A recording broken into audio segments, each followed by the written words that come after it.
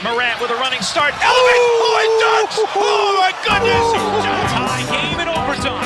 Gasol will turn. His heat is gone. Memphis on top. 7-10 remaining. Conley now with three. Count it. A 15-point lead for Memphis. And Blake Griffin gets into it on the floor with Randolph. Hard to tell if there are any punches being thrown under there, but Griffin took acceptance. Adams going long. Morant. He hit it. John Morant. Insanity. You gotta be kidding me. Welcome to Grits and Grinds, a Memphis Grizzlies podcast. My name is Keith Parrish. On today's episode, I'm going to talk about the trade deadline where the Grizzlies sent away David Roddy. They completed I'm going to call it a flurry of moves over the last week. They sent out Steven Adams, Xavier Tillman, and David Roddy. So there's a lot to talk about with those transactions. Also, I'm going to talk about the game against the Bulls on Thursday. Before I do, just a reminder that today's episode is brought to you by Underdog Fantasy. If you want to play fantasy sports for cash, if you want to compete against your friends, if you want to participate with their higher or lowers, you can do all that at Underdog Fantasy. And if you sign up using promo code FBBF or by clicking the link in this episode's description, Underdog will match your opening deposit up to $100. All right, let's start with the David Roddy trade. This is an interesting move by the Grizzlies, and it caps off, again, these roster clearing moves. And I think if you had like a goal for the Grizzlies at the trade deadline, there was a lot of goals. One of them, was to pick a direction. And I think with the front court, you had to pick a direction. You had to pick a direction with Steven Adams or Brandon Clark.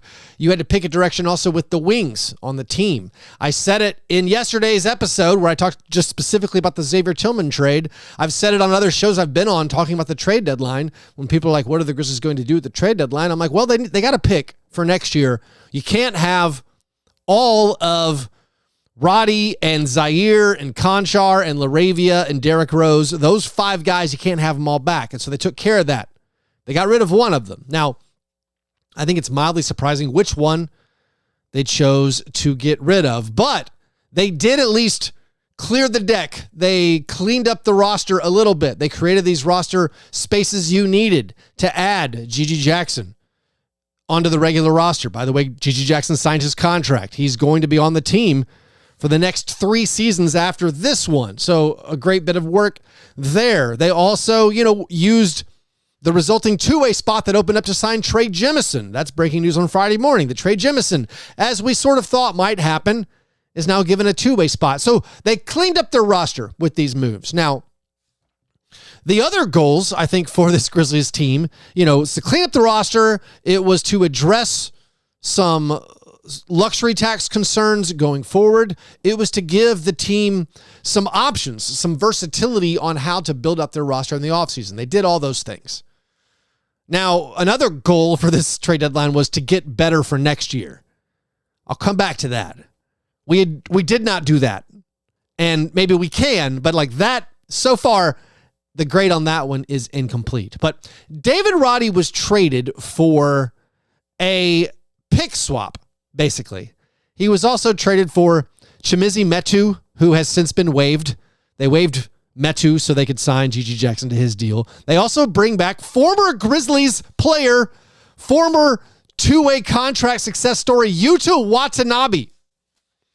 So Yuta, of course, shot a great percentage from 3 last year, turned that into a 2-year minimum contract deal with the Suns.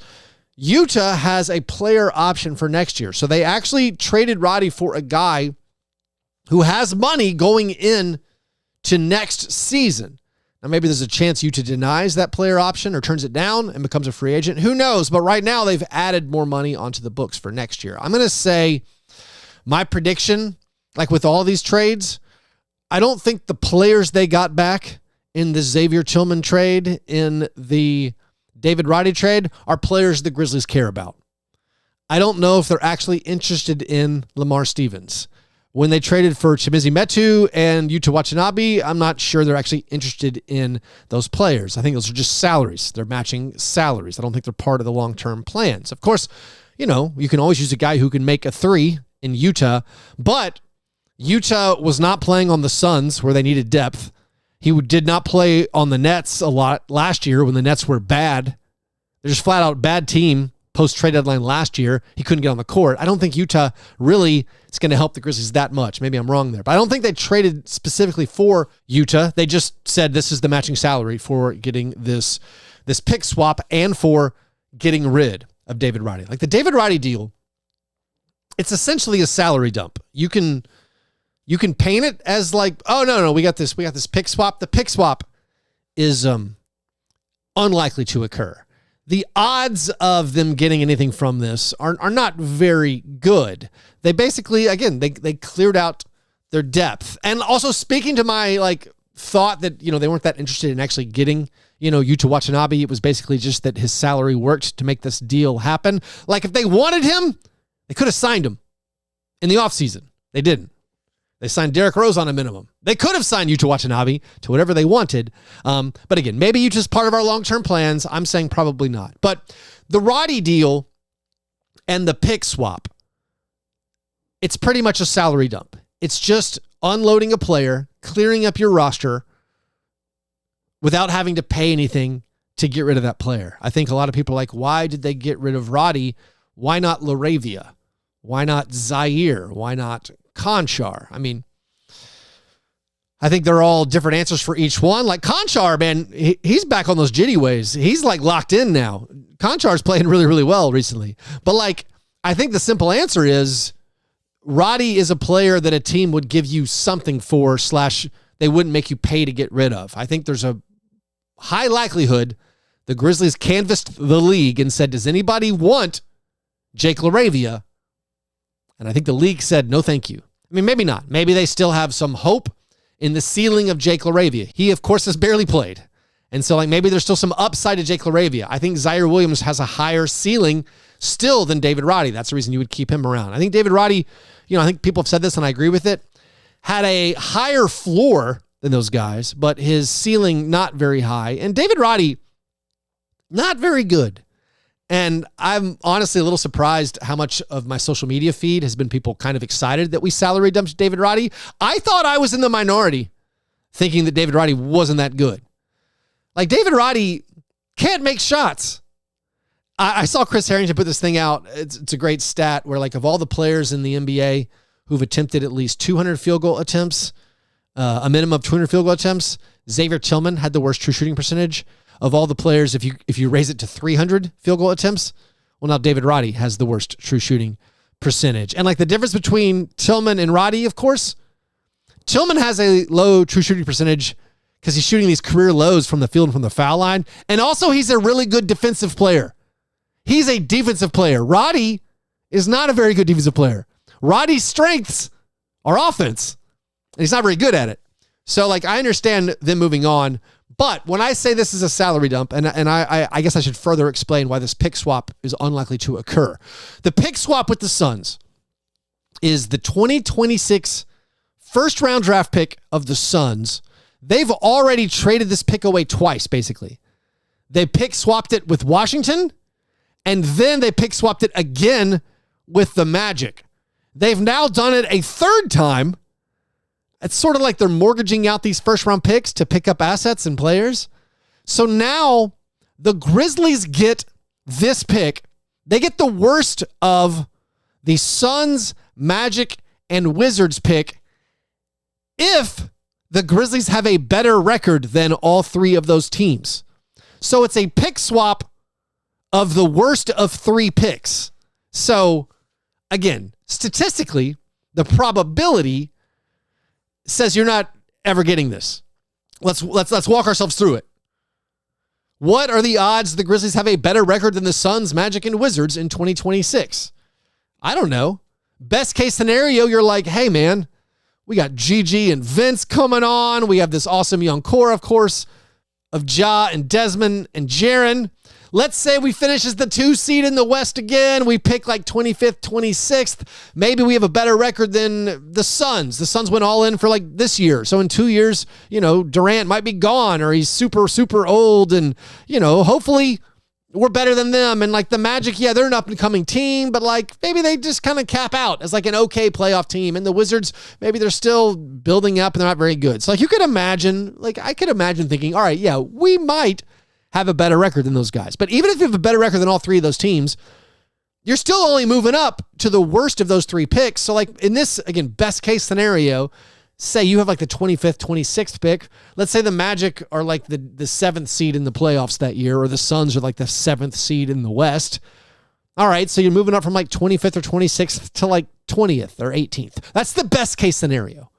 I mean, maybe technically, Keith, if you want to say best case scenario, let's say all those teams are lottery teams in 2026, then you can jump up from like 25th to like 12th. That's so unlikely. So the Grizzlies made this deal knowing they're basically not, there's a good chance they don't get anything. They got an opportunity for something good to happen.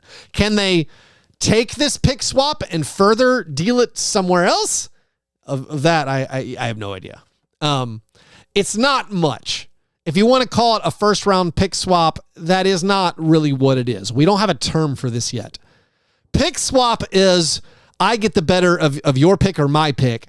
When you start adding multiple teams to this, 4-team pick swaps are weird. They're brand new to the NBA, and I don't feel like we as podcasters yet have a term for this. It's not like a total, like you have those fake second rounders. You saw the Celtics picked up a top 55 protected pick from the Trailblazers. Like that's a fake second rounder. It's almost certainly not going to convey. This pick swap is sort of a fake pick swap. So I don't think it's very likely to convey. And of course, if you remember, the Suns and Grizzlies already did this.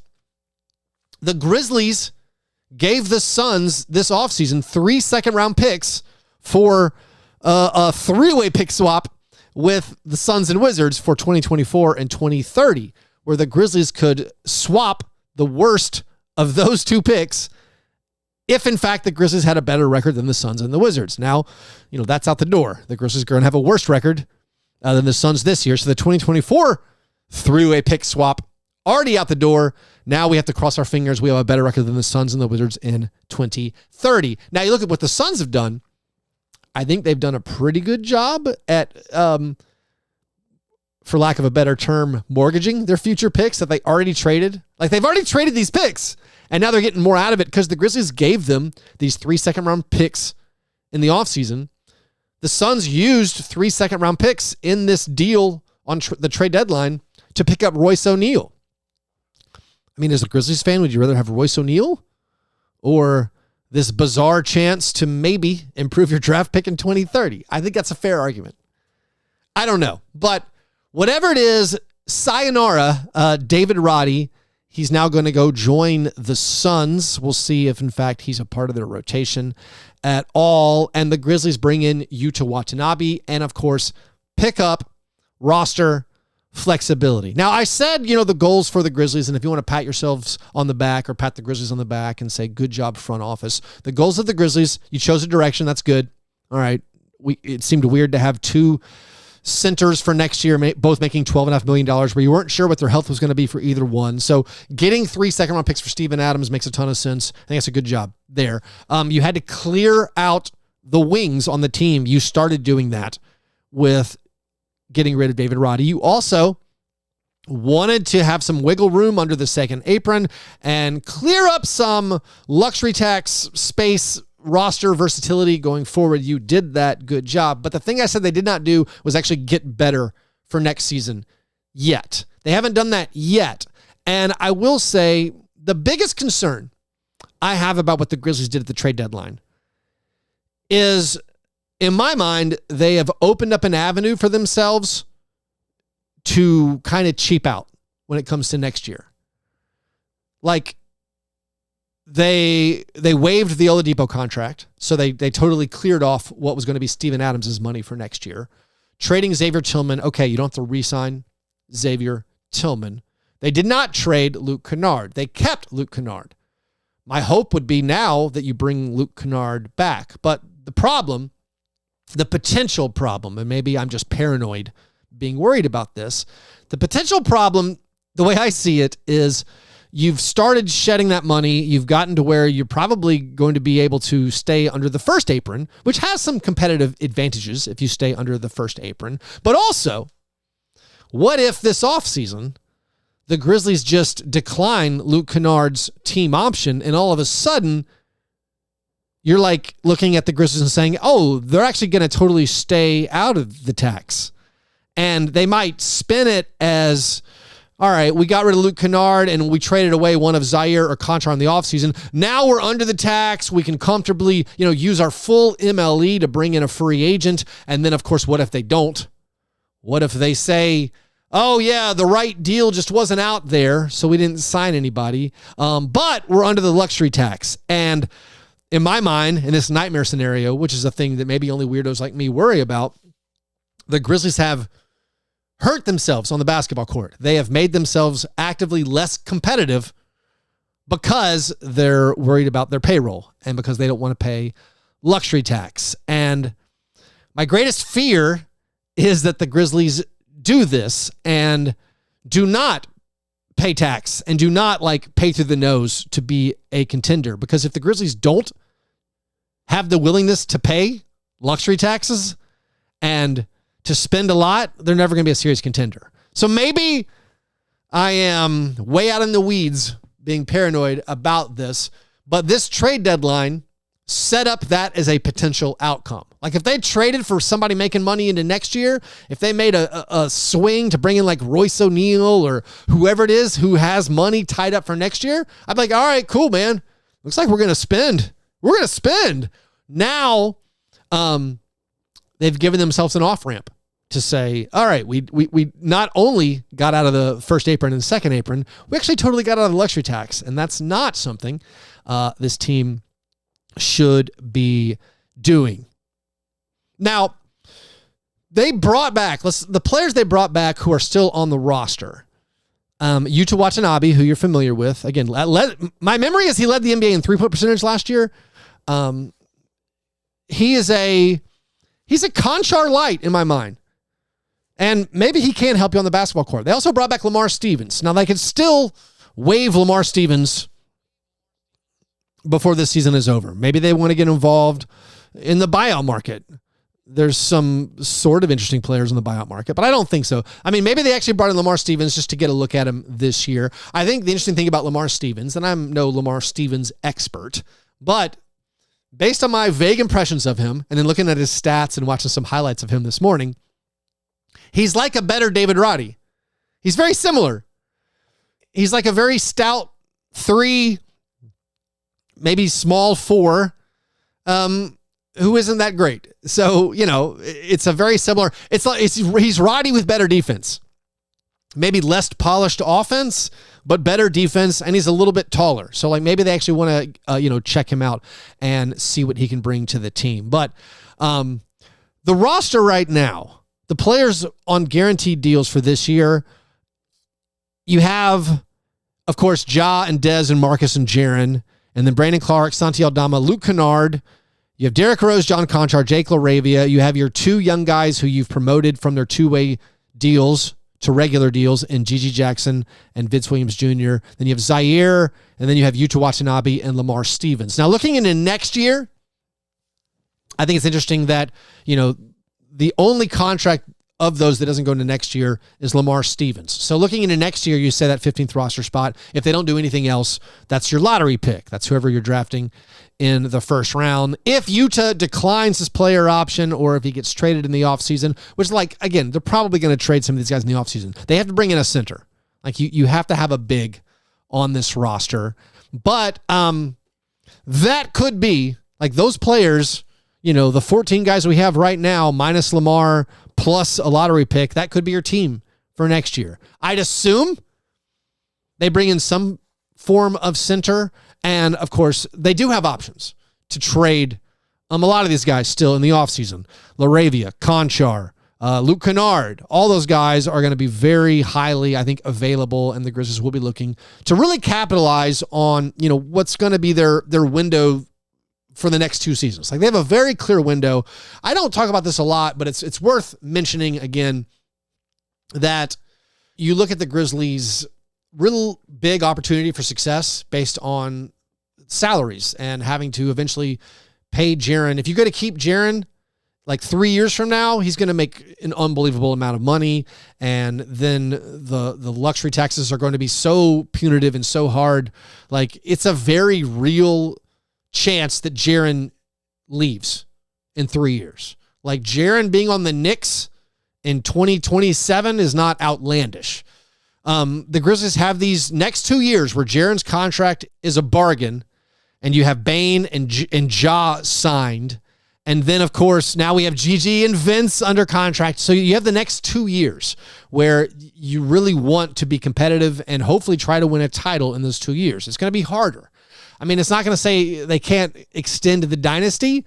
It's just going to be harder, it looks like, when you go out 3 years from now. So you have this window the next 2 years where this offseason, you still might trade away first-round picks. If you jump up in the lottery, like I've been saying, I want them to use their draft pick to hopefully get someone who makes a little bit less, as far as a rookie scale contract, and maybe you get lucky and they outperform that contract by being a steal or somebody who really pops in the draft. Like I've been saying, that's the option I prefer. But maybe if you jump up in the draft to like 3 or 4, that is your opportunity to then trade that pick for somebody who can immediately help you during this 2-year window, where you think this is our best opportunity. This might be the best opportunity we ever have to win a title with John Morant and Jaren Jackson Jr. and Desmond Bane. So like there's this very, I don't know, what's maybe ominous. There's this cloud hanging over us that like we have 2 more years after this where we really need to get down to business. So this trade deadline, I don't want to be too negative. They did accomplish things where they set themselves up where they can pounce and strike and actually build out a roster for next year. And I feel reasonably optimistic about the team for next year if we think Brandon Clark can return to like 85% of Brandon Clark. Like Ja and Dez and Jaren, plus Brandon and Marcus Smart, plus Vince Williams Jr. I feel great about that. Throw in a Luke Kennard, a Santi Aldama. I feel really good about that being a very competitive roster in the Western Conference. All right, now let's switch our attention to the basketball game against the Chicago Bulls, and we will do that right after this short break. Hey there, guys. Just another reminder to try out Underdog Fantasy. If you're looking to play fantasy sports for cash, if you want to do some highes or lowers on your favorite players' stat projections, if you want to play best ball, if you want to play daily fantasy against your friends, you can do it all at Underdog Fantasy. And if you use my promo code FBBF or sign up by using the link in this episode's description, Underdog will match your opening deposit up to $100. Also, they're giving away a lot of bonus picks for the Super Bowl this coming Sunday. So if you want to try out Underdog, it's a great time to do so. Use that promo code FBBF or the link in this episode's description.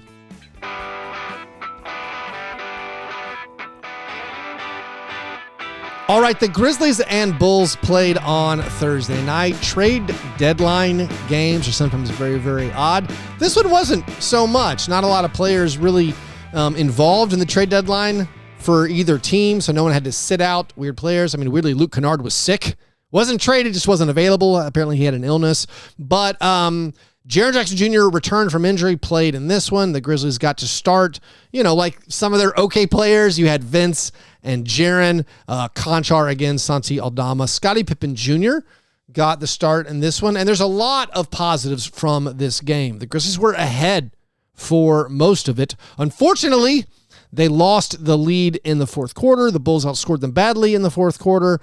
The Bulls posted 66 points in the second half. The Bulls made 19 of 19 free throws in the second half. And Andre Drummond and Nick Vucevic did some Twin Towers domination. And the Grizzlies could not hold on for the victory. But despite that, I think, you feel so excited about the play of Jaren and Vince and Gigi. And maybe, I buried the lead by not mentioning Gigi Jackson until now. Gigi Jackson had a career game against the Bulls. Off the bench, he had a career-high 27 points. He had a career-high 9 rebounds. The stat we're all throwing around is Gigi Jackson is the youngest player in NBA history to score 25 or more off the bench. He is about a month younger than Kobe Bryant, who was the previous youngest player to accomplish this feat. Now, we can all be excited about G.G. Jackson. We can all be excited about that stat. I feel like I have to spell out. That's just like a novelty stat. That technically kind of a meaningless stat. Anytime you're the youngest to do anything good, you're like, all right, that's great. And then anytime like the next youngest person is Kobe Bryant, you're like, whoa, that's awesome. But also, the caveats to that stat, all right, a guy coming off the bench, so other 19-year-old players who scored more in games, they were already good and starting. The other one is there's a lot of other not as impressive names right after Kobe Bryant. Like, next up is Jonathan Kuminga. Kuminga's having a great season, but next up's Jonathan Kuminga, not an all-time great player. Next up after that, Kevin Knox. G.G. Jackson was 2 months younger than Kevin Knox when Kevin Knox accomplished the same feat. So we can be excited and enjoy the fun stat, but you need to know it's borderline meaningless. Now, what's not meaningless is the flashes that G.G. Jackson is showing. The actual basketball play, that's not meaningless. That part's cool. Taylor Jenkins called it diversified scoring, which is a good term. I'm going to borrow that. I like it. It's kind of what I was saying in previous episodes where I get the most excited about G.G. Jackson when he's scoring at the rim, when he's driving at people, elevating above guys, when he's scoring as a finisher, as a roll man or in the dunker spot, and then when he's mixing in the jumpers, when he's mixing in the deep three-pointers. When he does it all, that's when I think it's cool. And he's been, up and down recently. He has been having a lot of rushed offensive possessions. Another thing Taylor Jenkins said in recent games, and we've seen some bad games from GG of late, but this game, he was amazing. And now he's put together, 5 games so far this year, that if you only saw those 5 games, you'd be raving about how incredible this guy is going to be. By the way, GG with 27 points and 9 rebounds off the bench. He's just the 3rd player in franchise history to hit those marks off the bench, joining Zach Randolph, who did it twice, and Stromile Swift. And maybe he does become incredible. Maybe he is the next Kobe Bryant, but we can pump the brakes a little bit there. But he's been so good, and seeing the flashes of this one, the rebounding, the getting to the rim, the making shots, that is awesome. He made 4 3-pointers, 5 out of 6 from the line, got a steal and an assist. So G.G. Jackson with a great game, and of course, picks up his contract after the game. It's a 4-year deal, by the way. The first year counts this one. So 3 more years after this one. The last year of that deal is a team option. So it looks like Gigi's going to be on the team for a while. Also, Vince, could be on the team for a while. Probably their salaries as far as amounts are going to end up being very, very similar. Now, Vince in this game nearly pulled off a triple-double. Vince played, I would say in the first half, almost a perfect half. He was incredible. He became the 3rd player in franchise history to pick up 9 points, 5 rebounds, 4 assists, 3 steals, and 2 made threes in a first half. Desmond Bane did it earlier this year, and Greg Anthony did it in 1997. So Vince was doing it all. Second half wasn't as good, but he still finishes with 13 points, 11 rebounds. That's a second career double-double. He tied his career high with 8 assists, got the 3 steals.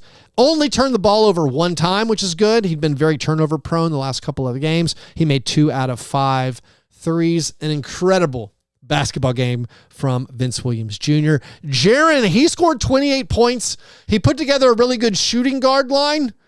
28 points, made 4 threes, had 4 assists, only 2 rebounds, blocked a shot. Also, Jaren fouled out of this game. Now, this was kind of funny. We ran into the same Jaren foul trouble thing. This is the 3rd time in 2 weeks where Jaren has picked up a 5th foul in the final 6 minutes of a close game.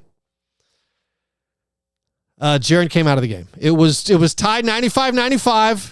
Jaren picks up his 5th foul with 6 minutes and 25 seconds left, goes to the bench. The Bulls outscored the Grizzlies 4-0 over the next minute and 40 seconds. The Grizzlies call timeout. Down 4 now. Jaren comes back in. He eventually, thankfully for me, he eventually fouls out. Like if he doesn't foul out of this one, I'm just going to yell and scream about it again. But them benching Jaren, I think lowered your odds of winning.